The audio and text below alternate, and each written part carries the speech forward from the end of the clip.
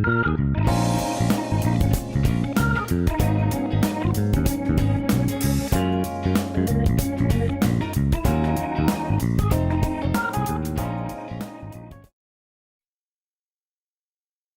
was a brilliant idea I had in between a different, unique, and out there video idea.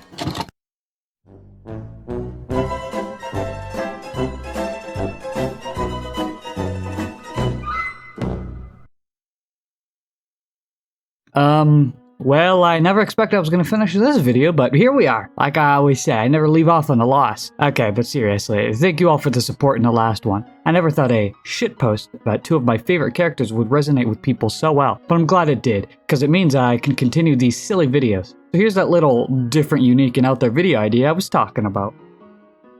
I bet you're thinking, this is even stranger, and possibly just more evidence of crack usage than the last. I promise, I will convince you. Just look at the runtime. Before you leave a comment calling me weird, please just watch. I know I'll somehow convince you by the end. And if not, well, then I'll just cry. I again haven't stated my thesis and haven't explained what I'm talking about for those who didn't see my last video. So, for anyone new, hi. I recently uploaded what I expected to be my final video, but then it did really good. And with a new burst of motivation, I'm finishing the other insane videos I have in my backlog. Which brings you to this video, where I will be convincing every single one of you that Po from the Kung Fu Panda series is the best anime protagonist. Spoiler warning for the Kung Fu Panda series, but I think that's a given. Anyway, before we get into the meat of things, what is an anime protagonist? Well, Wikipedia's definition is as follows. Typically, a protagonist is an outsider, or in some way disadvantaged compared to others, but who through training, perseverance, and willpower eventually succeeds against all odds.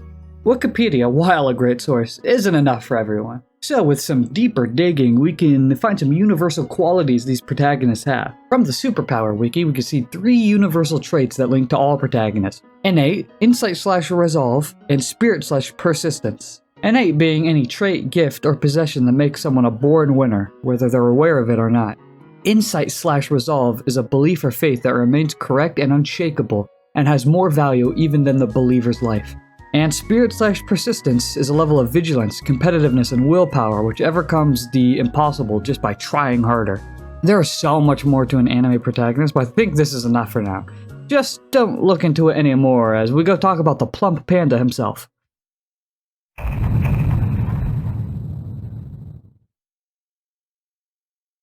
Going into an overview of each movie would take too long, so I'm just going to talk about the moments that support my thesis. This movie starts with our protagonist Po having a fantastical dream about a world where he's a mystical kung fu warrior, strongest in the valley and working right by the side of the Furious Five. Then he wakes up and we realize he's just a cook, and the Furious Five's only connection with him is the marketable action figures he has on his windowsill. With this, we already learned that Po wishes for a larger life. He literally dreams of greatness, but has to meet with the reality that he isn't all that. In his own eyes, of course. You see, Po deals with a lot of imposter syndrome throughout this series. He doesn't know who he is. He aspires to be a strong fighter, but doesn't think it's possible for him to ever reach that goal. We'll continue this arc later. In the meantime, the valley gets a summon telling them that Master Oogway will be picking the legendary Dragon Warrior who was set to protect the valley from all threats.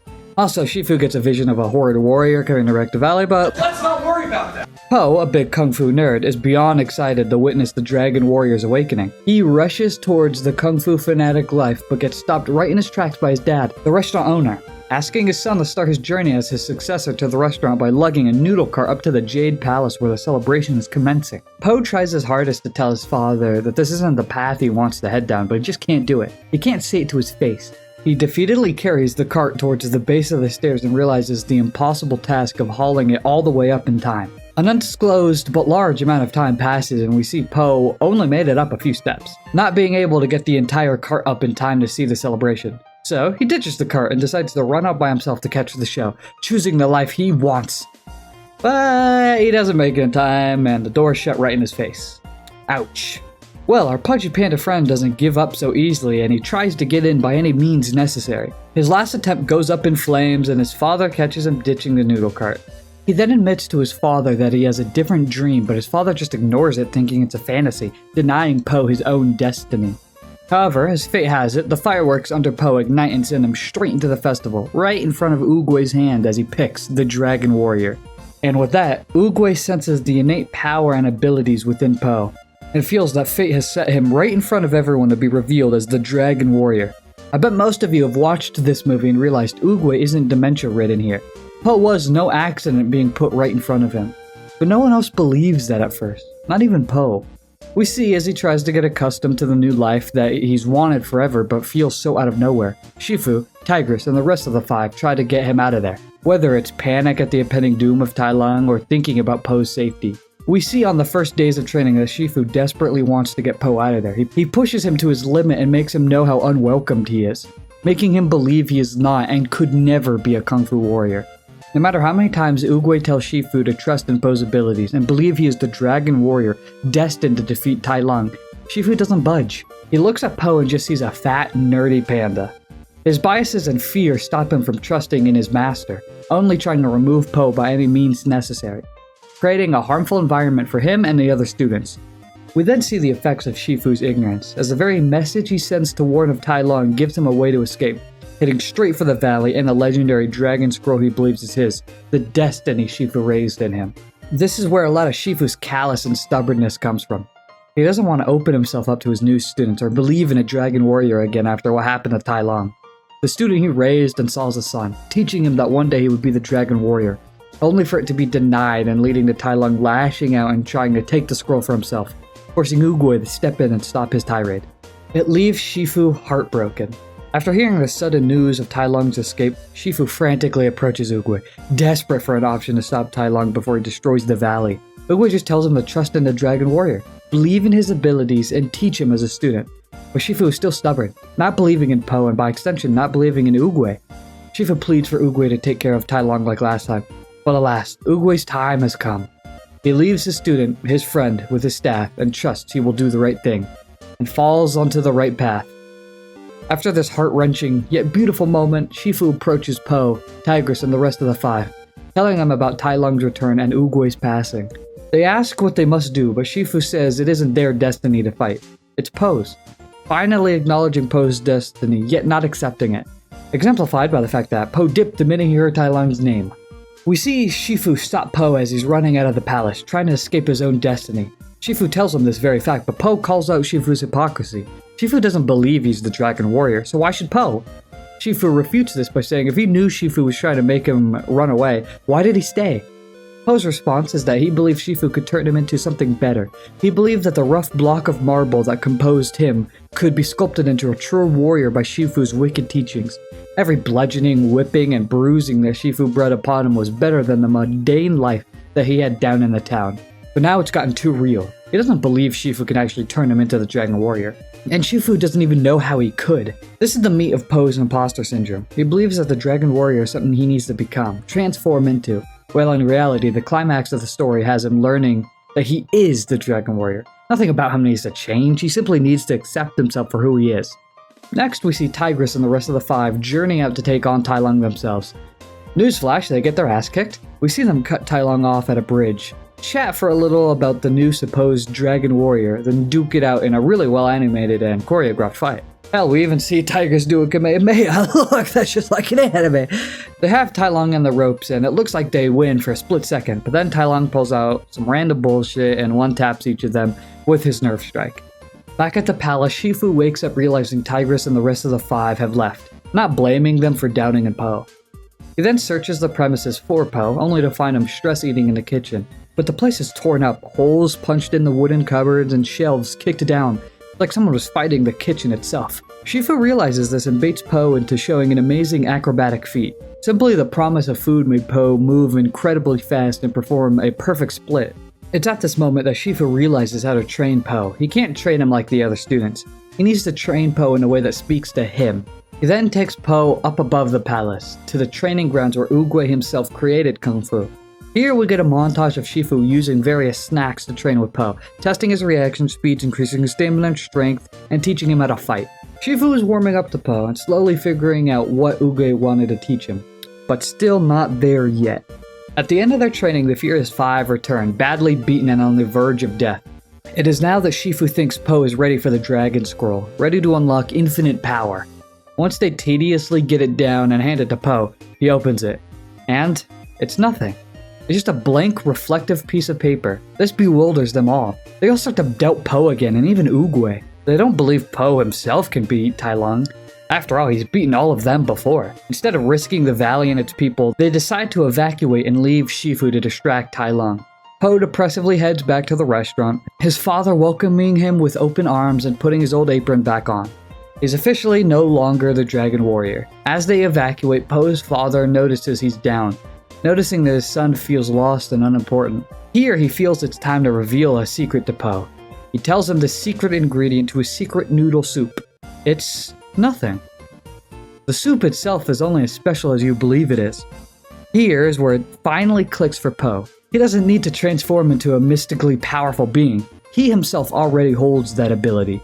I think you can see the anime parallels here.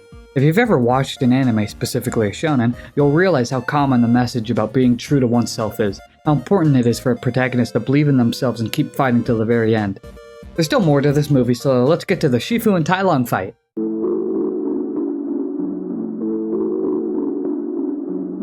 Metro Boomin, make it boom.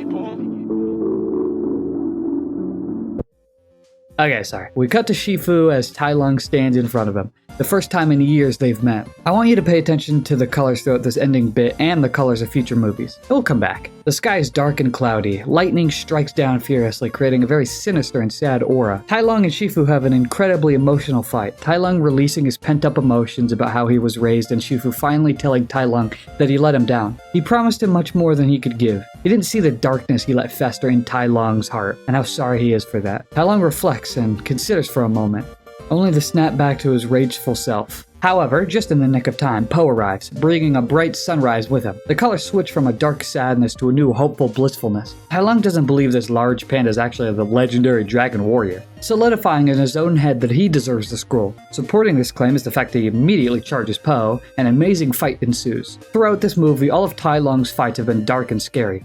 He fights like a maniac and no one can keep up with him.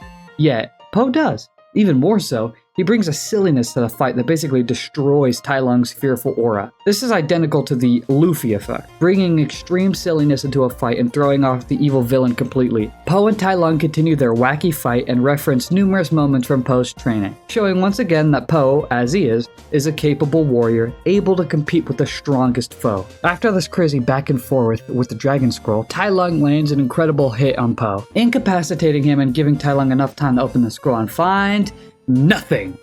Po tries to explain to him how he didn't get it at first either. But the scroll doesn't hold any power. It only reveals where the true power was. Inside oneself. Tai Lung, the whiny baby he is, doesn't accept this and strikes Po with his nerve strike. The very move that incapacitates anyone, it hits indefinitely. Though, for Po, it just tickles him. The plumpness his body holds and the subject of scrutiny from everyone is actually protecting Po here from certain doom. Once again, showing that Po is the Dragon Warrior. Everything about him is the fabled warrior of legend. He and everyone else just needed to accept that. With that, we get an awesome conclusion to their fight. Po uses his silliness to deflect all Tai Lung's serious strikes and bounce him around like a ping pong ball. It ends with Tai Lung being the one bruised and beaten, still unwilling to accept he lost to a big fat panda. Po then grabs a hold of his weakened fist and performs the whooshie finger hold, one that instantly sends anyone it uses to the spirit realm. Po even has his own unique move and catchphrase while using it. You literally cannot get more anime than that. Come on. Anyway, as a blast from the move rings throughout the valley, all the evacuating townsfolk return and find Po the victor. They cheer him on and accept him as their protector, even Tigress and the rest of the five bowing towards him out of respect, accepting him as not only the Dragon Warrior, but their superior. With that, Po checks in on Shifu to make sure he didn't kick the bucket, and our first movie concludes. Again, this whole movie parallels the start of most anime protagonists. Po must learn that he is good enough, that he can and is as strong, or even stronger, than he needs to be. He will keep on training and fighting without faltering, just like any hero should. This is something we'll see even more in the next one. Speaking of, I know this section was long, but don't worry, this next one is probably going to be even longer.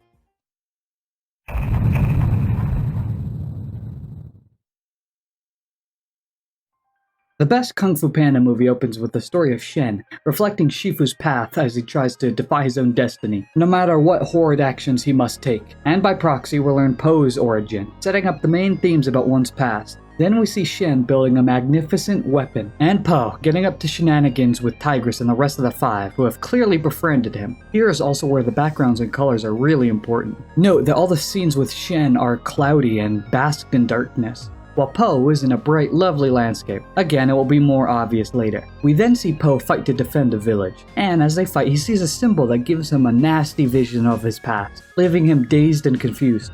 Afterwards, he goes to ask his father questions, since clearly some things aren't adding up here. He's told the story of his adoption, just showing up one day and changing the life of Mr. Ping. But these answers don't satiate Po. He feels that he doesn't know who he is or who he's supposed to be with this missing chapter in his life. Even after Mr. Ping affirms that an unhappy start to a story doesn't mean the rest has to be so bad. Here's where the parallels come in. Just like the first movie, a very important arc for an anime protagonist comes from their origin. Further, a protagonist learning to let go of their past and look towards the future comes up a lot. It's common for a lot of shonen, especially early shonen, to forgive and move on. It's a general life lesson that's important to teach to everyone. Many of them practice forgiving villains for their past in hopes of redemption. That's maybe not necessarily what happens at the end of this movie, but Po does preach to Shen to not live in the past. How you must move on to achieve inner peace within yourself. Also, since Po is an orphan, you gotta remember how suspiciously often it happens for an anime protagonist to not have/lose both their parents. And yes, it's revealed that Po's dad's alive later, but I guess that just makes him Ichigo. As movie continues, Shen tries to take over Gonman City and Po is tasked with stopping him. Their destinies intertwined once again. Shenanigans happen, Tigress does another Kamehameha, yada yada. Po and the gang get captured by Shen's leading general who clearly has feelings for Po. Anyway, they're taken directly to Shen so he can stop his destiny of being defeated by a warrior of black and white. He's obsessed with defying his destiny, obsessed with the actions of his past. As Po arrives at his palace, the sky permanently is blanketed in a dark layer of clouds, signifying the complete tonal shift this movie is about to have. Once Shen sees Po, he starts to doubt in his abilities, much like everyone in the first movie. Even more so when he learns Po doesn't remember the incredibly callous actions Shen took in the past. Shen tries to take out Po once and for all using his anti-kung fu weapon, a giant ass cannon. But Po outwits him, setting up for their escape and siege of the weapon. They easily take out all the guards, destroy the weapon, and Po has Shen on the ropes. But he stutters. He sees the same symbol from earlier that fed him a terrible vision from his past. Po then realizes Shen has the answers he craves about his past. Shen has the key to fill in the void Po feels in his very being. However, this gives Shen an opening to escape, flying to an adjacent warehouse and revealing he has a lot more cannons, firing upon the tower Po rests in, leading to it falling, giving us an awesome action sequence and the gang barely escape with their lives. Tigress then confronts Po, asking why he let Shen get away, seeing clearly something is wrong with her friend.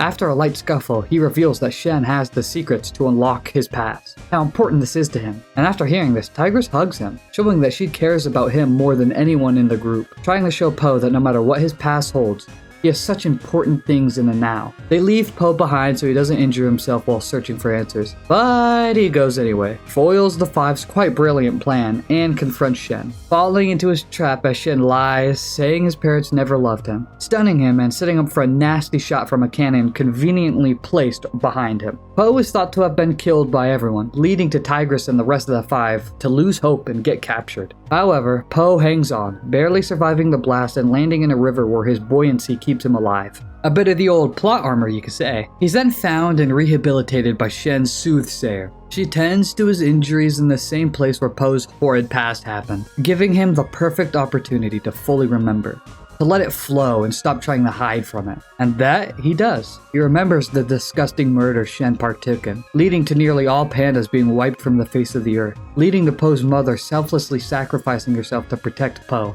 These memories are dark and sad, showing Po that his life has a horrific start. But he doesn't let that get to him. He finally realizes what his father was telling him. He remembers all the good that came after, the life he carved for himself, and all the people that mean so much to him. This tragic event happened to him in the past, but it never got in his way. It never stopped him from being the best him he could be, and he won't let it get in his way now. Po achieves a new ability in this moment, mastering inner peace as he remembers, reflects, and moves on from the past, looking towards a bright future. This story is beautifully tragic. It's such an emotionally invested way to teach how to move on from your past and not let it define you, reflected even more by the villain Shen. This heavily parallels the Namek saga of Dragon Ball.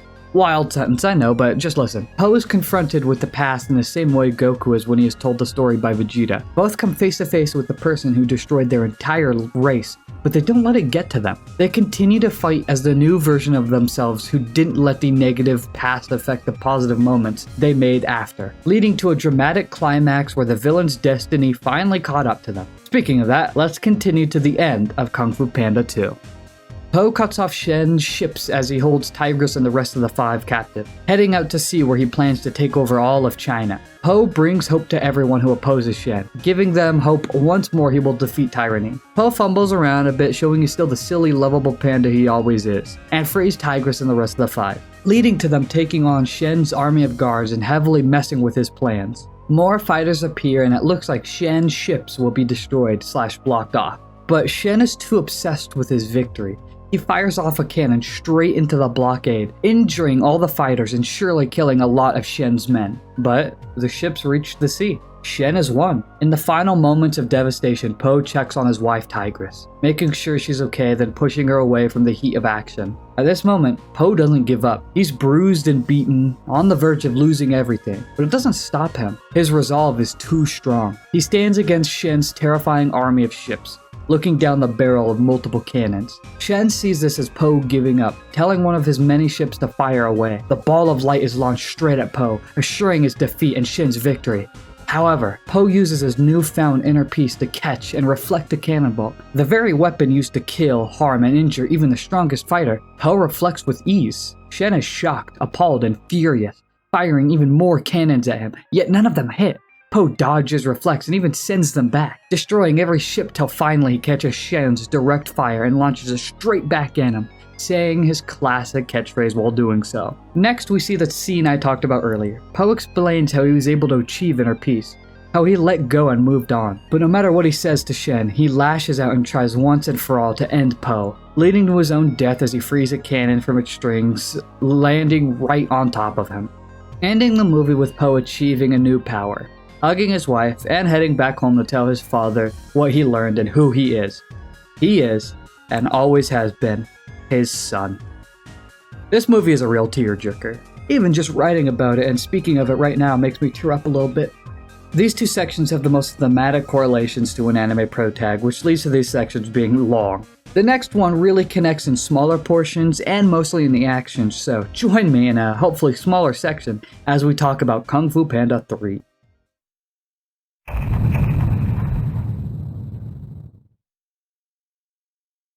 Alright, revisiting this movie was nice. Last time I watched it, I really didn't like it, but after a rewatch, I found new ways to appreciate it. Like the old man Yowie. The most important knowledge from this movie comes from Po's learning of what it truly means to be the Dragon Warrior, and how to become a proper teacher. It's an evolution of the thesis from the first movie. And most of that comes from the latter half of the second and third act, so we're gonna do some part skipping.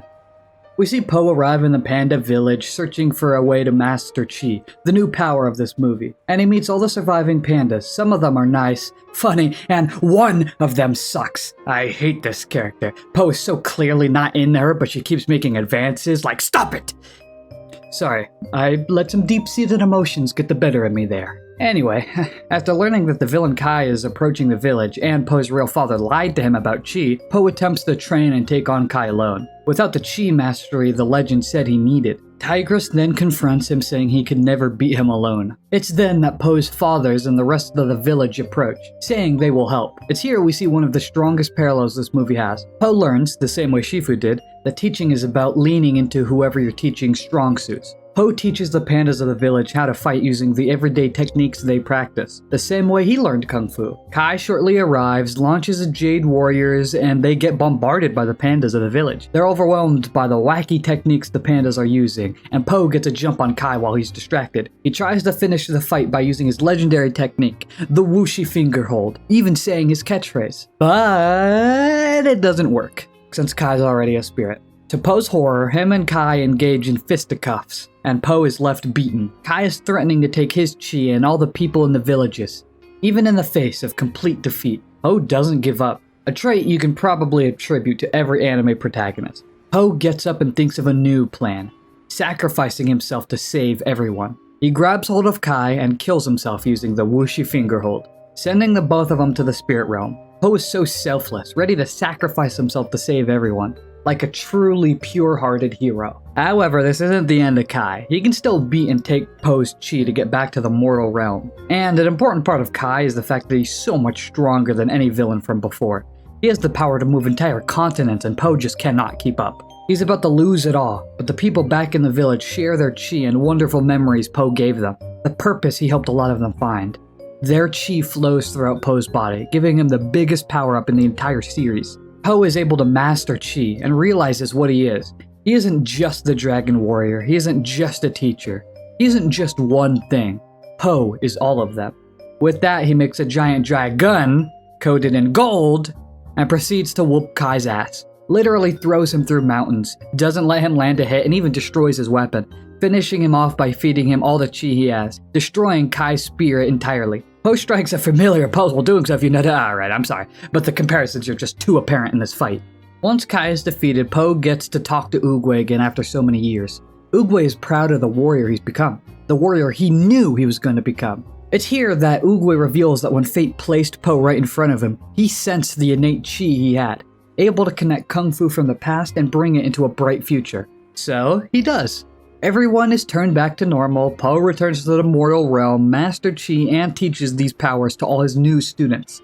This movie's connections mostly lie in the fight, since a very important part of battle shonen is, well, the battles. The incredible power-ups these protagonists earn in order to defeat the incredibly strong villains they face. This movie didn't have as many thematic connections, but dare I say the final fight of this film is the most convincing piece of evidence. Well, onto the fourth and final movie we go.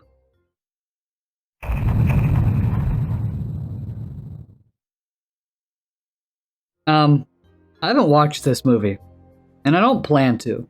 Look, all I know about this movie is it should have been Tigress' story. Give her a villain from the past that she and Po need to fight and connect more together throughout the story. Then they kiss. Or have Tai Lung come back after a long time in the spirit realm, reformed and accepting that he will never be the Dragon Warrior, but leading to him being the Vegeta to Po's Goku. Then they kiss. Anyway, the one real thing I know about this movie is it ends with Po's past villains respecting him for some reason. So, there's some Tatsuno Jutsu for ya. I doubt this movie has anything to fully disprove my claims, and if it does, I don't accept it. Anyway, let's get to the conclusion. Well, I hope I convinced you that Po is the greatest anime protagonist of all time. Going back to the beginning, I think you can all reread the Wikipedia definition and see how it applies to Po. I showed you the innate chi Po had and the overall skill he had to just nurture and let grow. His unbreakable resolve that never shook even against the strongest foe. And finally, the spirit he possessed as he trained and acquired new skills from hard work. With that, we are done. I proved my thesis, and now you have a new fun way to look at the series. You can leave now. Weird. Seems the video isn't ending. Well, let's just look at the runtime, and good grief, we're only 2/3 through!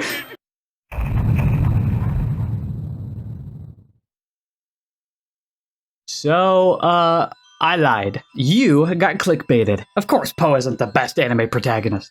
The first step to even being in the running for that is, being in an anime. No, this video has a different purpose. I may have lied about my thesis, but all the evidence I used was still important. I had a little running theme with one certain character you may have noticed. This video isn't about how Po is the greatest anime protagonist ever. It's about how Po is one of the most important characters ever written. Now, I know that seems even more far-fetched, but you've already seen the proof. And to convince you fully, I will use the character I've constantly been comparing Po to since the beginning. Goku. Due to some recent events, I've been thinking about Goku a lot and what he means to me. I am a self-proclaimed writer, nudge nudge, and I'm not afraid to admit I got very lost into that ideology. For a time, I forced myself to only like characters that were dark and seen by the public as the best of the best. I forgot my roots. I forgot what inspired me to write. It was Dragon Ball, and it was mostly because of Goku. His inability to give up, how he always achieved a new ceiling to take down any threat in the coolest way possible. That's what got me into writing, and by extension making videos like this. There's a reason characters like Goku and Superman stand the test of time. They aren't the best written or have the most depth as, say, Guts or Johan, but they have something more. Hope.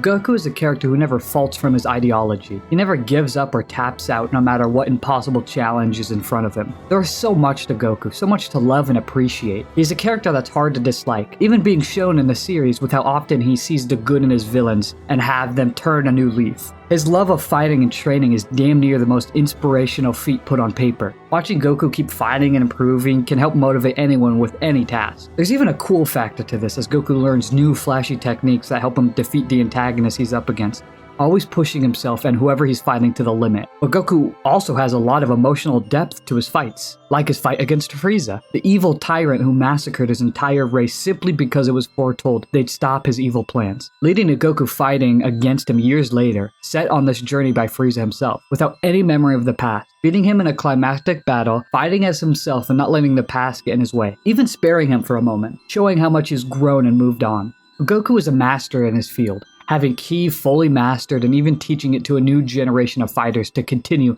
his legacy and effect. Mastering new forms of power and putting on a beautiful show for everyone at home watching. And even in the moments where he can't defeat an opponent alone, all the people he's helped in the past, all the people who have beautiful lives and memories because of him, help in any way possible. Even having the original Z series end with Goku launching the largest spirit bomb, a blast composed of energy from all the people who love him and remember how he's positively affected their lives. But what does this mean for Po? Well, you just saw for yourself. Every single positive trait Goku has, Po shares. These are characters we grow up with, characters we'll share with future generations because of the positive messages and influences they leave. Po and Goku teach us to never give up, even when faced with adversity. They share what courage means, to never let evil win no matter how strong they are. They fight for hope, and they show us that no matter what, good will always prevail as long as you're willing to fight for it. And that's why I believe Po and Goku are the most important fictional characters. Well, the most important character archetype.